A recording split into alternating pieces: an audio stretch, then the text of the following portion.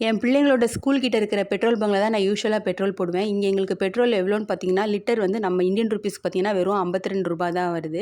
So நான் வந்து super போடுவேன். நான் வந்து 10 ரியாலுக்கு தான் போடுவேன் எப்பவுமே. என்னோட கார் வந்து ஹைபிரிட் கார் அப்படிங்கிறனால வந்து எனக்கு வந்து மைலேஜ் வந்து சூப்பரா கிடைக்கும். கிட்டத்தட்ட 1000 நம்ம வந்து 10 ரியாலுக்கு போட்டோம்னா, நான் சலலாக்கே இங்கேருந்து போயிட்டு வந்துரலாம்.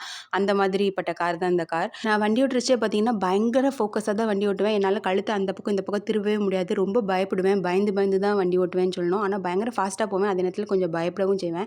ஆனா தேங்க் காட் மயில் இழையில நூல் இழையில தான் நான் உயிர் தப்பிக்கிறேன் அப்படின்னு சொல்லணும் ஒவ்வொரு சிச்சுவேஷன்லயும். எனக்கு முன்னாலேயும் பின்னாலேயும் வரவங்க எனக்கு ரொம்ப சப்போர்ட்டிவா, ஹெல்ப்ஃபுல்லா இருப்பாங்க. அது கடவுளோட கிருபைன்னு தான் நான் சொல்லுவேன்.